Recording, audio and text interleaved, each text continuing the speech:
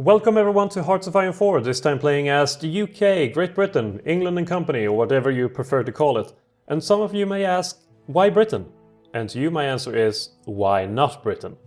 Nah, but in reality there's a little more to that decision. In all Paradox games I have almost never played as Britain or England. Not even in Victoria 2, and that game is named after a British monarch. And you know, with an important referendum right around the corner, the timing felt right. So welcome everyone to the big jolly old island.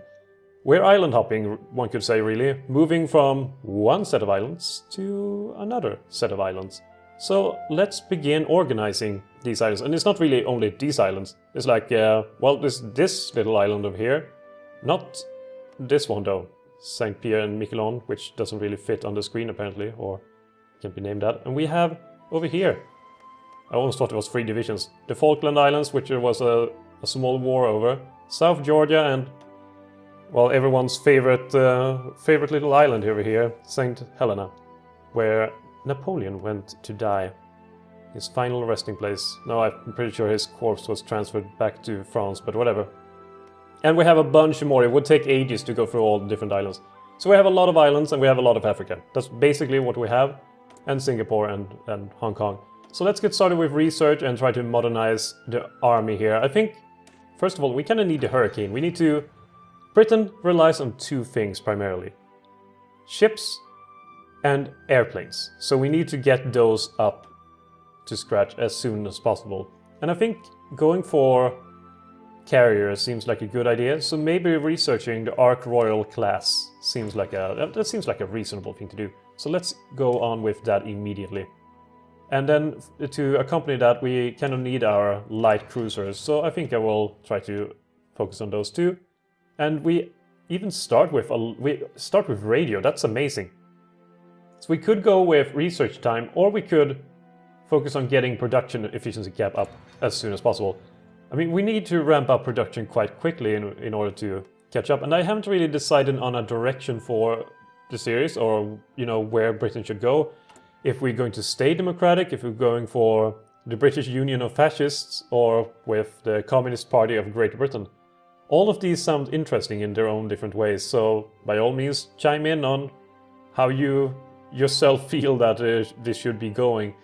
I mean, even if going for like communist or fascist, I wouldn't join, you know, Germany or Soviet Union. It would be like your own kind of way of fascism or communism, standing on your own and building your own faction, because that sounds more interesting. A bit like what we did with Japan previously, making our own faction. That sounds much more interesting than making basically an auto win. And we have such a big empire that we have surplus of pretty much everything except for oil, which due to exporting quite a bit of it, we don't have too big of surplus, but everything else we do. Rubber, we're the kings of rubber. And that's after exporting like half of it. We are still the kings. Indisputed kings or whatever. Surplus of steel, chromium, so we are not lacking for resources at all. However, we do rely on importing them from our various colonies, so that's not great. Oil seems like the only thing perhaps that we might be in need of, and we could just conquer Iraq or Iran or whatever to take the rest. I mean, if we need more oil, let's just take it by force. And we start off with 14 factories, which seems really small for being Great Britain. But I suppose that Great Britain starts being, well, let's just say, in need of rearmament in order to get fully up to speed. So perhaps limited rearmament is what we should go for. Or we could go for home defense. And a home defense doesn't seem... like, what do we want to go for immediately? There's some cores here that we should focus on. Britannia rules the waves, that seems interesting. That seems interesting to make a thing. So yeah, limited rearmament, at least to start with, because we can head for the extra research slot, which seems really good. So we could go for the shadow scheme, but we need 5% world tension. I think that Japan can handle getting that. And then industrial effort and go down there. That seems like a good start, so limited rearmament it will be.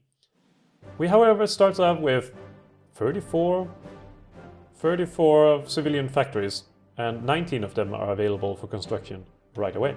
So we could get some military factories, or we could expand our civilian factory. Let's just go with more military factories.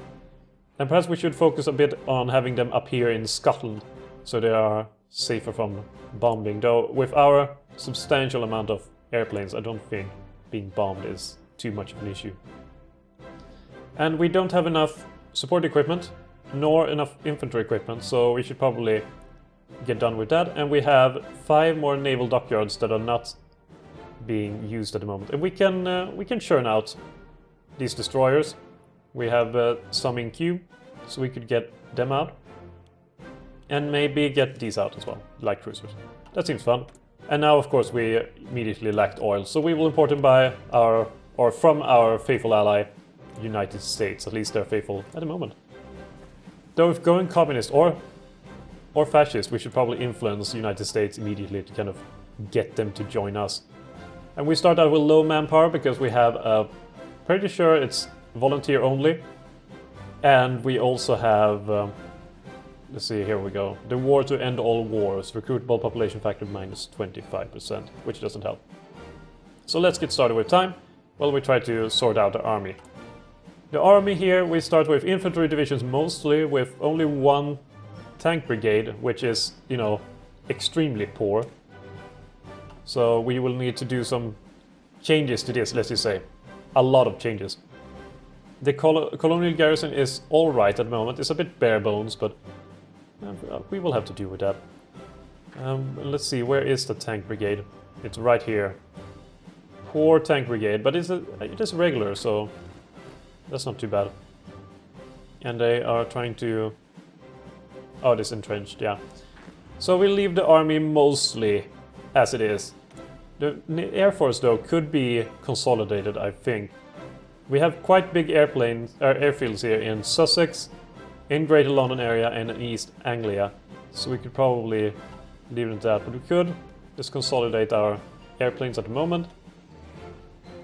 Keep them somewhat on the same page. And here's some more fighters that could go up here. So we have a lot of fighters that we need to replace later on, because all of them are basic ones. Just for the most basic kind. And up here we have our home fleet, which is 1 carrier, 5 battleships, 3 battlecruisers, 1 heavy cruiser, 3 light cruisers, and 20 destroyers. And as far as I've understood now, I've been trying to play a bit more, but I haven't noticed, like from watching some other play and whatever, that stacking is such a big issue. So perhaps not going crazy and dividing it all up.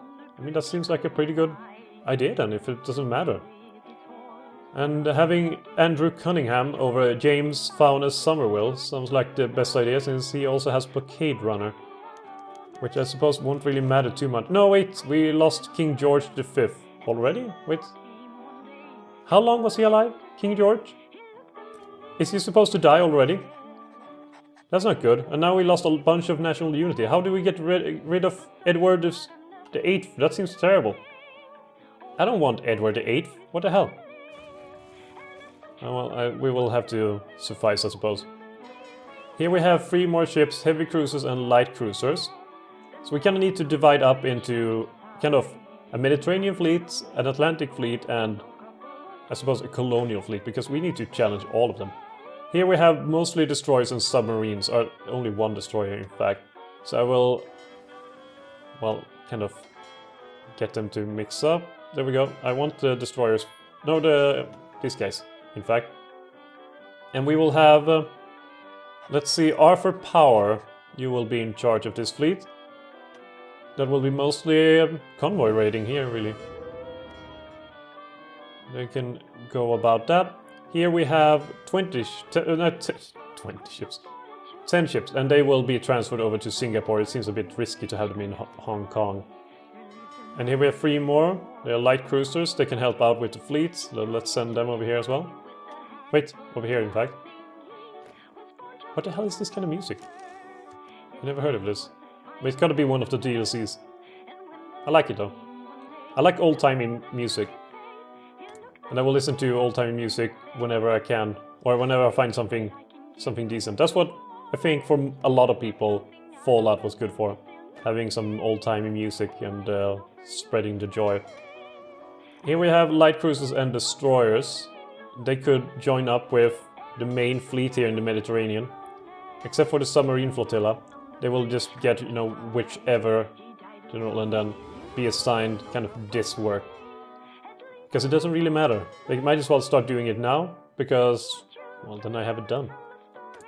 We got another free dockyard ready, so we can speed up the building of these light cruisers. Even though as soon as we get our tech up, we will, well, exchange them as many as possible, really. But our main opponent immediately will be Italy, and we have plenty of time to prepare against the fight with Italy. Italy is going to fight with Ethiopia and whatever else. I actually went through a lot of countries when trying to decide whatever to play as, and Ethiopia was one of them, and I even played a bit of Ethiopia. And I had this brave plan of trying to encircle this part here in Somaliland and destroy the Italians. The problem was that they sent in a hell of a lot of reinforcements. Had it just been the basic units over there, no issue, but they were like 15 divisions in total then down there, which was a bit too much. A bit too much, not gonna lie. So that wasn't great. And I did the same with Poland and Czechoslovakia, but I couldn't decide on what to do with them. Poland might be a future one when I feel a bit more at ease with the combat mechanics and feel like I probably could handle them. Which I honestly at the moment don't really do. Oh god, here we have another big fleet. A reserve fleet with battleships and the Channel Force. How about we just do like this then and combine them all to be the Channel Force with one carrier and a couple of battleships. And here we have the Nor fleet. Perhaps these can be combined. I don't like having too many fleets up. Not after learning that it doesn't really matter too much. Or maybe I didn't learn that. But still, it seems more comfortable this way. Let's get done with the destroyers first, and then they can move on to help out with the rest, to clear the field, and yeah, we are already on this. So we have one more military factory to put down. There we are. And oh, limited rearmament. Excellent news. So we can go for a motorized army. Can now deploy motorized infantry divisions, which seems fun. The rest can't be done here yet. Especially not, they are dependent on world tension, and currently the world is very peaceful and nice. This is a world you want to live in. So we will reinforce the empire just because we're bleeding national unity at the moment. Do we have any political advice that could help against that? Because this is stupid. I mean, that's pretty good. That's improving construction speed quite a bit on pretty much everything, so I like that. No, I don't find anyone here that can help with the issue. So how do I get rid of Edward VIII? I don't want him. But I'm pretty sure, wasn't George V supposed to survive like... Wait, how long was he alive anyway? I don't remember. I can't believe... I know that at this point it would be Neville Chamberlain, and then later on Winston Churchill will take over. I know the Winston Churchill guy, but I don't know who was king. I'm pretty sure it was George V though. I want at least to believe that he survived longer than 1936. But it could just be one of the random events that can happen in the game to give it a bit more flair. A bit like how the Hindenburg might not be disastrous. So yeah, but it's a terrible thing to happen because George V was an incredibly good guy and Edward VIII is just terrible. He's awful. I want you gone, Edward. Please die so Elizabeth can be queen, even though she's quite young at this point. But she would still be a better king or queen than you would. Oh well. I think most of these divisions will be changed on to something else. I mean, the colonial garrison is alright, but it's not too good. And our weapons stuff is just increasing. We have low manpower, so I don't really feel like training too many divisions at the moment. It doesn't seem wise. It seems, in fact, unwise. So we'll do that a bit later. So Ethiopia is going to lose, while levels are given. The interesting part right now is going to see how Japan does. I mean, it's amazing being able to play the game without it lagging all the time. That is such a joy. I mean, I almost, for a second, when I was playing as Japan, and over here in Soviet Union was bogged down, and the FPS was down to like 10 or whatever. I thought there was something wrong with my computer. I legitimately felt that way. But apparently, and thankfully not. And we have some world tension finally. And it's gotten from Soviet Union, and I don't know, it's already up to 3%. But we have naturally Spain and Republican Spain.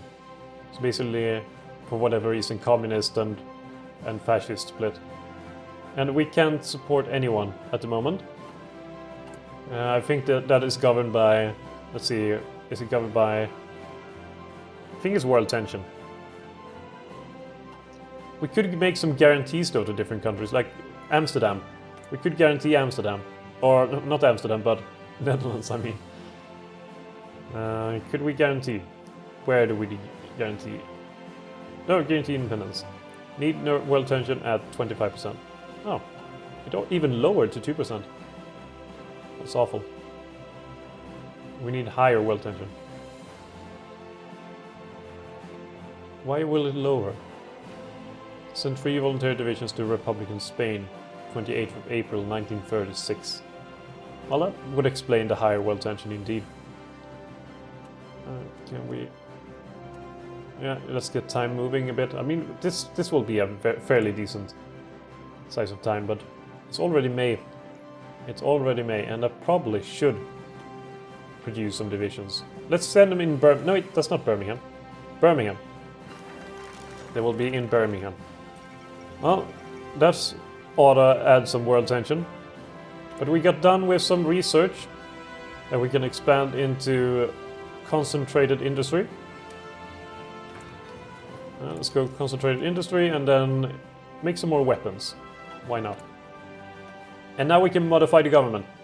We do have an armaments organizer, but that's only for conversion, so that doesn't help too much. And we have here this choice, which I'll leave to you, dear viewers, or dear people watching. Fascism or communism? Because let's be honest, democratic is kind of boring, because you're limited in what you can do. So fascism or communism, and pay in mind when making this decision. We will not join either the Soviet Union or German Reich in any faction. We will be our own faction.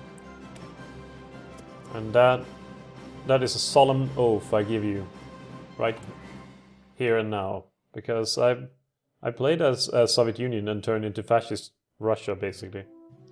And after that, you know, invaded everything and joined German Reich. It was a bit too easy almost. Republican Spain wants to move troops through Gibraltar, so by all means, go ahead and do that. Unfortunately, I can't see what you're doing here, but you're going to be completely killed off.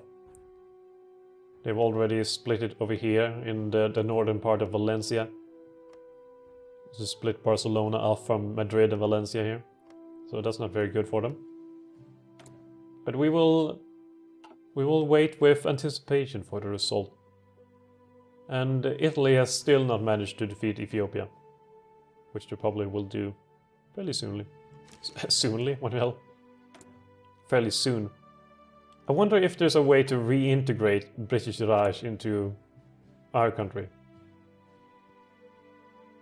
Because in such a case, I would like to do that. And if we turn into communism or fascism, we'll try to turn British Raj into that as well. And I mean, if there's any choice to do anything, we will probably let them go. Oh god, that was loud and scary. That was a lot of research being done at the same time. Also because they had the same timer on them. So this means that our ships are mostly in order. Battleships are not. Maybe we should research some battleships. But will battleship be used? And that is the question. Maybe it's not of importance right now, but it might be in the future.